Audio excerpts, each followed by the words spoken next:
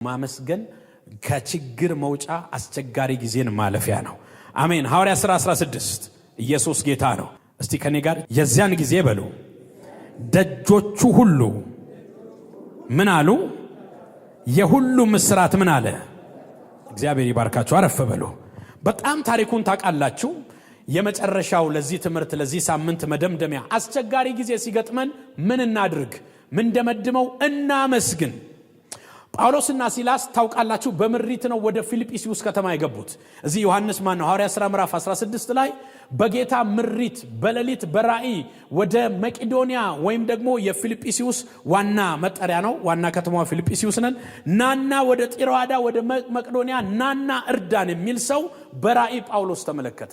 እና መንፈስ ቅዱስ ከልክሏቸው ነበር ወደ ልዩ ልዩ ከተሞች ሊገቡ ሲሉ መንፈስ ቅዱስ ከልክሏቸው ዓላማው የነበረው ፊልጵስዩስ ከተማ። እቺ ከተማ የመቄዶንያ ዋና መናገሻ ከተማ ናት። የሮም ከተማ ናት። ሞቅ ያለች ከተማ ናት። እዚህ ከተማ ውስጥ ጌታ ኢየሱስ አንድ መስራት የፈለገው ነገር ነበር። ከተማይቱ ላይ ያለ አንድ የመንፈስ አሰራር አለ። ያንን መምታት ፈልጎ ነበር። እና እነዚህ ሰዎች ወንጌል ሰብከው ነው ወደ እስር ቤት የገቡት። በሌሊት ራእይ አየ፣ ወደዚህ ከተማ ገባ፣ መስበክ ጀመሩ።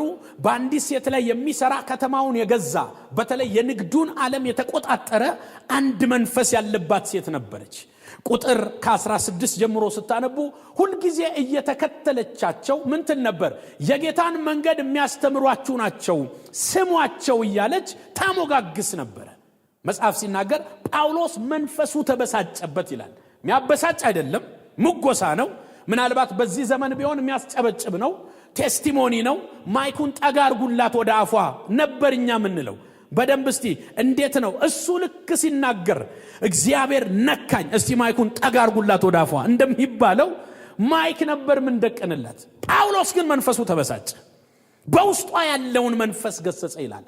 አጋንንት ነበር ከቨር የሚያደርግ የሚሸፍን የንግዱን ህብረተሰብና ደግሞ የንግዱን አትሞስፌር ይዞ ያለ አጋንንት ነበር። ያ መንፈስ ተመታ። እግዚአብሔር ስሙ ይባረክ። እና የዚህች ሴት ነፃ መውጣት የሆነ ህብረተሰብን ደስ አላሰኘው። ያ ደስ ያልተሰኘው ህብረተሰብ ነጋዴው ነው፣ ትርፍ የሚያገኙት በሱ ነው። እያስጠነቆለች ወይም እየጠነቆለች ትርፋቸውን የምታመጣላቸው እሷ ናት። ከዚህ የተነሳ ተባበሩና ደበደቧቸው ይላል። ቀጥለው ወደ ወህኒ አመጧቸው ይላል። አስፈርደውባቸው ወደ ውስጠኛው ክፍል ወረወሯቸው። ታሪኩ ባጭሩ ይሄ ነው። በወንጌል ምክንያት ቀጥሎስ አጋንንት በመውጣቱ ምክንያት ተደበደቡ። በጣም ከባድ ነው። በመንፈስ ግለው ነው የገቡት። መንፈስ ቅዱስ መርቷቸው ነው የገቡት። ግን የጠበቃቸው ዱላ ነው። ግን የጠበቃቸው እስር ቤት ነው። ግን የጠበቃቸው እጃቸውና እግራቸው በግንድ ተጠርቆ ነበር ይላል።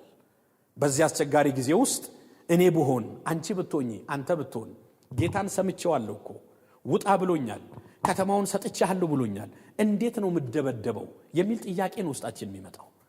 እግዚአብሔር በሌሊት በራእይ ተናግሮኝ ነው ያው ይሄ ቻሌንጅ የመጣብኝ። አንድ ሰው እኮ አይቻለሁ፣ እግዚአብሔር መንፈስ ቅዱስ መርቶናል፣ ግቡ ብሎናል ፊልጵስዩስ። እና ለምንድነው እስር ቤት የምንገባው? ለምንድነው የሚደበድቡን? ለምንድነው በግንድ የምንጠረቀው? ይሄንን ጥያቄ ያሸነፈ የምስጋና መንፈስ ውስጣቸው ነበር። አንዳንድ ጊዜ ቻሌንጅ ሲገጥመን በጸሎት በጾም ጸሎት በመገሰጽ ብቻ ሳይሆን መዝሙር ከፍቶ በመዘመር ራሱ እግዚአብሔር መውጫ ይሰጣቸዋል። አሜን በሉ። ምናልባት ቅድማውን ቸርዬ ሲዘምር መንፈስ ይለቀቅ ነበር። አንዳንዱ ደበለ ሁሉ ከላያችን ላይ ድካሙ ምኑ፣ አንዳንዱ እንባንባ እያለው ይሆናል የመጣው እዚህ እቤት የሚጠብቀውን እያሰበ ነገ የሚጠብቀውን ግንቦት 30 ላይ የሚጠብቀውን አከራዩ 5 ጊዜ ደውሎለት ማስጠንቀቂያ የሰጠው ቴክስት የገባለት ሁሉ ሊኖር ይችላል። የምሬን እኮ ነው። ግን እዚህ ስንመጣ ታሪካችንን ቀይረው። አሜን።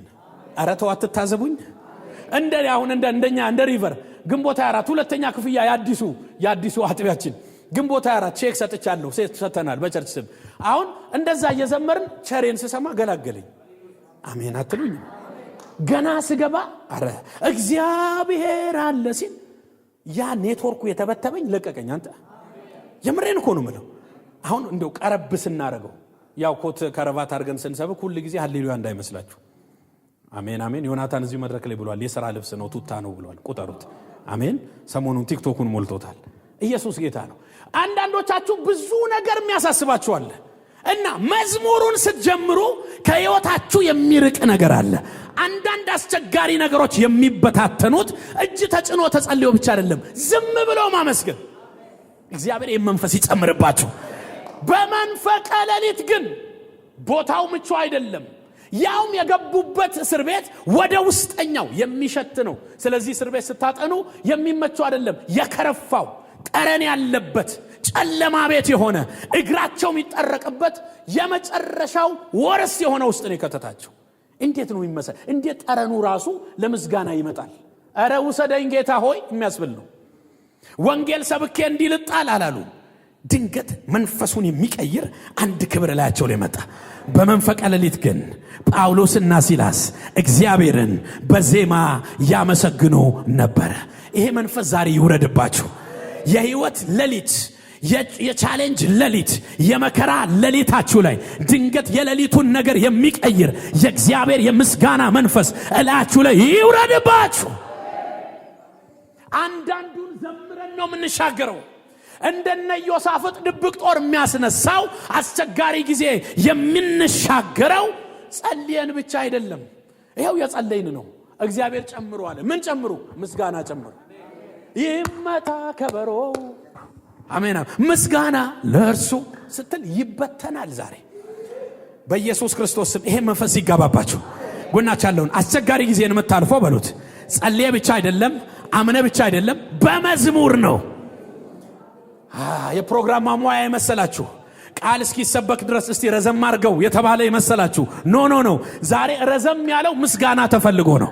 ሳይነግሩት ቆሞ ይሆን ሰዓቱ አለቀ ብላችሁ ከሰዓት ጋር ልባችሁ ያለቀ አይደለም። እንድናመሰግን ተፈልጎ ነው።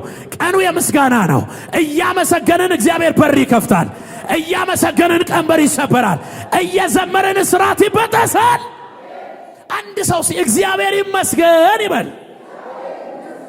ይሄንን እንድንል የሚመች አትሞስፌር የለም። እግራቸው ተጠርቋል። ደግነቱ እስረኞች ሁሉ ያዳምጧቸዋል። ምን አይነት መንፈስ ነው? ሁሉም ያዳምጧቸዋል። ሌሊት እኮ ነው፣ እኩለ ሌሊት ነው። ህመም የሚበረታበት ነው። ቁስል የሚነዘንዝበት ነው። አቤት በሌሊት አትታመሙ። በሌሊት 5 ደቂቃው ረጅም ነው። ህመም ሁሉ ይበረታባቸዋል፣ ይጠዘጠዛቸዋል።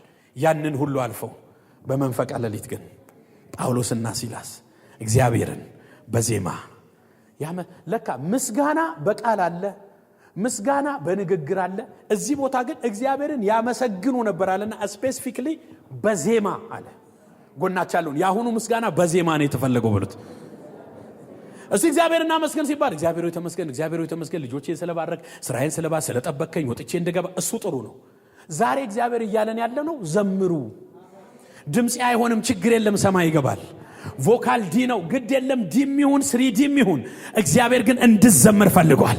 መዘመር በጀመሩ ጊዜ ይላል መጽሐፍ ሲናገር፣ ዝማሬውን በጀመሩ ጊዜ ድብቅ ጦር እግዚአብሔር ስለ ሕዝቡ አስነሳ። ዛሬ አላውቅም የከበባችሁ ይበተን። አስቸጋሪ ሁኔታ ውስጥ ያላችሁ በእኔ ሆንባችሁ እግዚአብሔር ብሏል ዘምሩ። ደስ ያለው ይዘምር ነው የሚለው መጽሐፍ ቅዱስ። ፓስተር እንዴት እያሰብክ ነው? ዘምሩ ብሏል። ተከብብ ያለው ዘምሩ። እንደነ ጳውሎስ ቆስይ ያለው ዘምሩ። ሰዎች አቁስለውኛል፣ ሰዎች ጎርተውኛል፣ ሰዎች ወደ ሆነ ነገር ውስጥ ከተውኛል፣ ዘምርበት። እግዚአብሔር በዝማሬ እስራቶቻችንን ይፈታል። መጽሐፍ ቅዱስ ሲናገር የሰሟቸው ሁሉ እስራታቸው ተፈታ። ሲጸልዩ ተሰበረ አይልም። መለኮታዊ ጣልቃ ገብነት የሚያመጣ ዝማሬ ዘመሩ። ድንገት እግዚአብሔር ጣልቃ ገባ በዘለሊት። አንድ ይሁዳ ሲሰብክ እግዚአብሔር ሪትሙ ደስ ብሎት አለ እና ሰንሰለቱ እጃቸውና እግራቸው ላይ ስለነበር ሸው እና እንበለው የቀድሙን እስቲ ክፈትልኝ ምስጋና ሲል እግዚአብሔር ተመቸውና አለ ሰማይ ዙፋኑ ምድር የእግሩ መርገጫ አይደል? እግሩን ማንቀሳቀስ ጀመረ አለ። ሪትሙ ተመችቶት አንድ ረገጥ ሲያረግ ምድር ሼክ አረገቻል። መሬት መንቀጥቀጥ መጣ። ደጆች ተከፈቱ አለ። አላጎሪዝም ይባላል በቲዮሎጂ መጽሐፉ ማይለውን አስጮሆ ማለት በቃ አላጎሪዝም ብላችሁ ያዙ። ግን ያስኬዳል፣ ግድ የለም። አሜን አሜን። ጎናቻል እግዚአብሔር ይነሳል በሉት። መዘመር ስትጀምር በሉት እግዚአብሔር ይነሳል። ምክንያቱም የስነ መለኮት ተማሪዎች ብዙ ጊዜ ተመረቁ አሉ ፈገግ እያሉ ነውና ፓስተራችን አላጎሪ ይጠቀማል እንዳትሉ አንዳንዴ አላጎራውም ይመጣል አላጎሪዝም ይመጣል ግድ የለም መንፈስ ግን በኢየሱስ ክርስቶስ ይነካናል አሜን በሉ ግድ የላችሁ አላውቅም ዝማሬ ይውረሳችሁ